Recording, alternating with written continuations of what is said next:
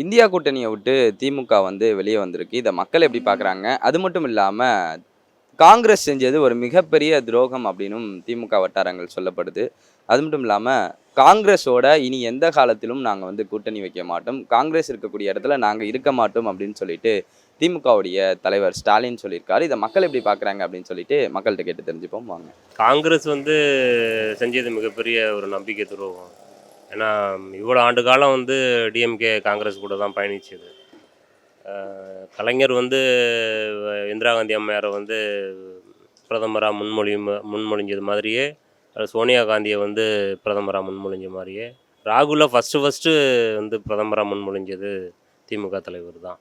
அப்படி அவங்களுக்கு அவ்வளோ சப்போர்ட் நட்டாக இருந்த ஒரு டிஎம்கே, அவங்கள்ட்ட கூட ஒரு கூடவே இருந்து கூட்டணியில் இருந்து தேர்தலில் ஜெயிச்சு, அதை அந்த கூட்டணியின் தலைவர்ன்ற முறையில் கூட அவர்கிட்ட போயிட்டு ஒரு நன்றி கூட தெரிவிக்காமல் உடனே அந்தர்பல்ட்டி அடித்து தாவேகா கூட ஒரு இது பண்ணது அரசியல்லே இதுவரையிலும் யாரும் செய்யாத ஒரு ஒரு துரோகம். அது அதுலேருந்து வெளியில் வர்றது நல்ல விஷயந்தான். ஏன்னா நான் இந்தியா கூட்டணின்றதை உருவாக்குறதுக்கு மிக முக்கிய காரணமாக இருந்தவர் திமுக தலைவர் ஸ்டாலின் தான். அதனால் அவங்க செஞ்ச துரோகம் ஏற்றுக்கொள்ள முடியாதது தான். அதனால் வெளில வந்தது நல்ல விஷயந்தான்.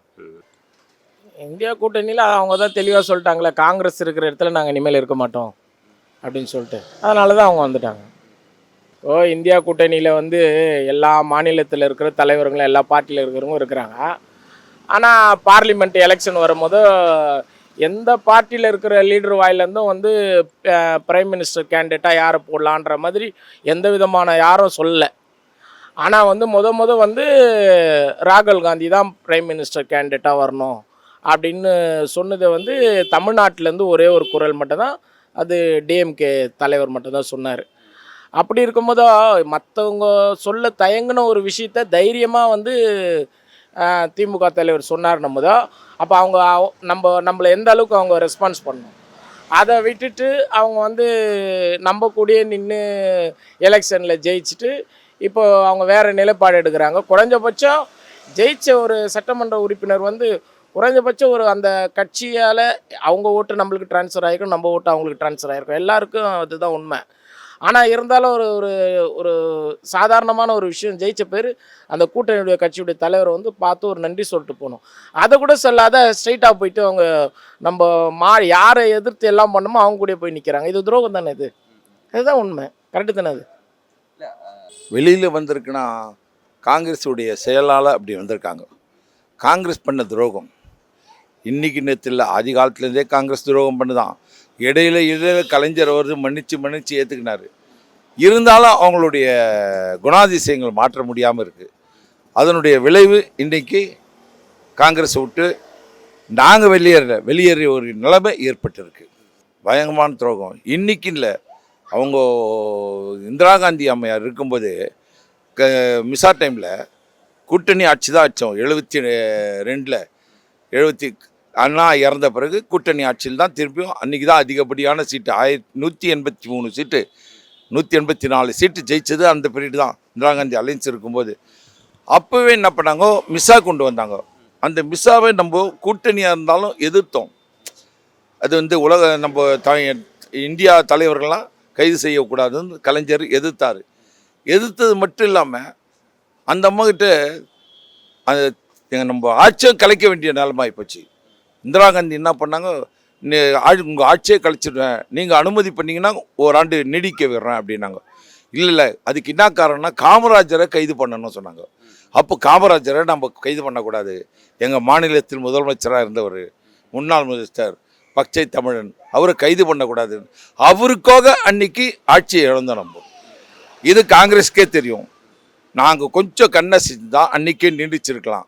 ஆனால் காமராஜரை கைது பண்ணக்கூடாதுன்ற ஒரே காரணத்துக்காக தான் அன்றைக்கி மிசா நேரத்தில் கைது செய்யப்பட்டு இன்றைய முத்துவேல் கருணாநிதி ஸ்டாலின் அவர்கள் அன்று மிசாவில் கைது செய்யப்பட்டு ஓராண்டுகள் இந்திரா காந்தியால் அடையாளம் காட்டப்பட்ட தலைவர் தான் இன்று முத்துவேல் கருணாநிதி ஸ்டாலின்.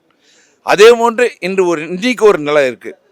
இந்த சூழ்நிலை யாரை அடையாளம் காட்டாங்கன்னா அதே மாதிரி உதயநிதியை அடையாளம் காட்டிக்கிறாங்க. எதிர்கட்சி தலைவராக உதயநிதி வந்தார். வாரிசு அரசியல்றாங்க.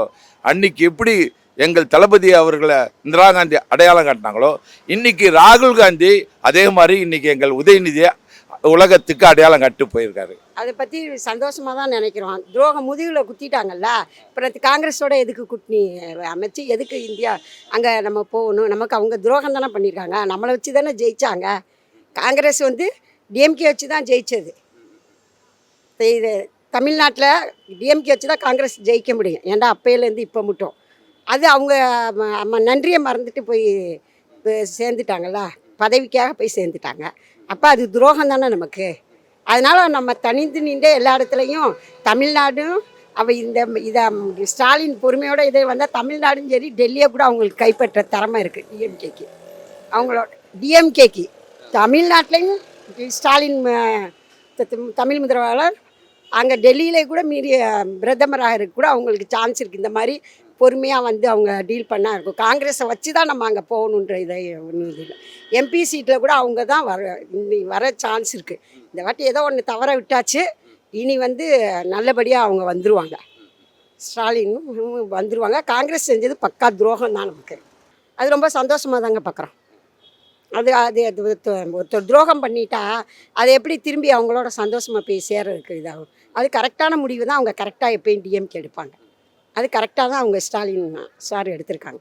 அது கரெக்டாக தான் சொல்லியிருக்கிறாரு. ஏன்னா காங்கிரஸுக்கு இங்கே எதுவுமே கிடையாது. காங்கிரஸ் வந்து தன்னுடைய பலத்தை இழந்து ரொம்ப வருஷங்களாச்சு. அவங்க வந்து ஒன்று ஏடிஎம்கே கூட கூட்டணியில் பயணித்து அவங்களுக்கான உறுப்பினர்களை இது பண்ணுவாங்க. அப்படி இல்லைனா டிஎம்கே பெரும்பகுதி வந்து டிஎம்கே கூட தான் அவங்க வந்து பயணித்து அவங்களுடைய பலத்தை வளர்த்துக்கிட்டாங்க. இன்றைக்கி மாணிக்கம் தாக்கூர் பேசுகிறது வந்து அவர் தனியாக டிஎம்கேயோட சப்போர்ட் இல்லாமல் அவரால் ஜெயிக்க முடிஞ்சிச்சா அது? அப்போது அவர் ஜெயிக்கிறதுக்கு முக்கிய காரணமாக இருந்ததே டிஎம்கே தானே.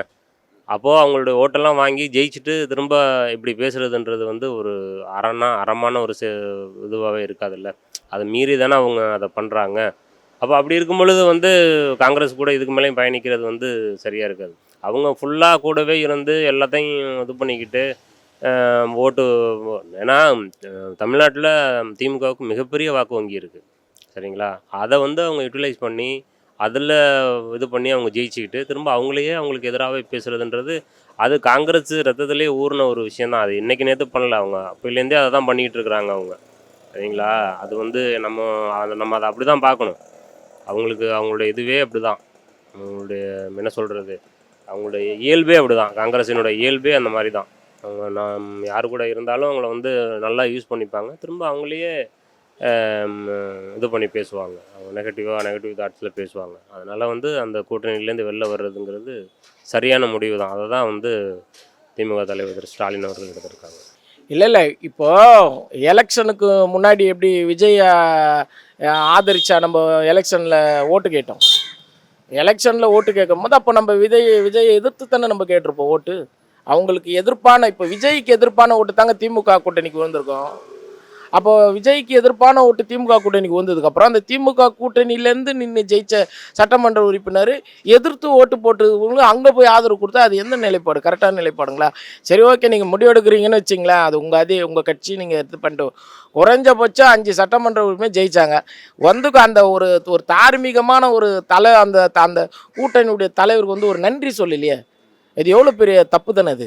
அதுதாங்க அவங்க படிப்படியாக செய்கிற துரோகம் 1-2 இப்போ நான் சொன்னல, காமராஜருக்கு செஞ்ச தான் அந்த துரோகம், மிஸ்ஸா டைமில் எங்களுக்கு செஞ்ச துரோகம். அந்த அம்மாவை கூப்பிட்டு இந்திரா காந்தியை கூப்பிட்டு பீச்சில் மன்னிப்பு கேட்க வச்சோம். மன்னிப்பு கேட்டு திருப்பி கூட்டணி வச்சு அவங்கள திருப்பி ஆச்சோம். நேருவின் மரங்களை வருக, நிலையான ஆட்சி தருகன்னு சொல்லிட்டு அப்போது தலைவர் ஒரு வாசகமே கொடுத்தாரு.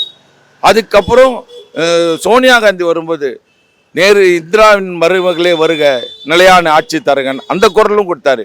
இன்னைக்கு ராகுல் காந்திக்கும் இந்தியாவிலேயே ஏன் காங்கிரஸே ஏற்றுக்கல, அதே மாதிரி இந்தியா கூட்டணி ஏற்றுக்கல. இந்தியா ஃபுல்லாக யாருமே சொல்லாத ஒரு கருத்தை முத்துவேல் கருணாநிதி ஸ்டாலின் அவர் சொல்லி அவரை பிரதமராக அனௌன்ஸ் பண்ணார். அதனுடைய விளைவு இன்றைக்கு நம்ம சந்திச்சுன்னு இருக்கோம். அந்த துரோகம் தான் நம்மளுக்கு.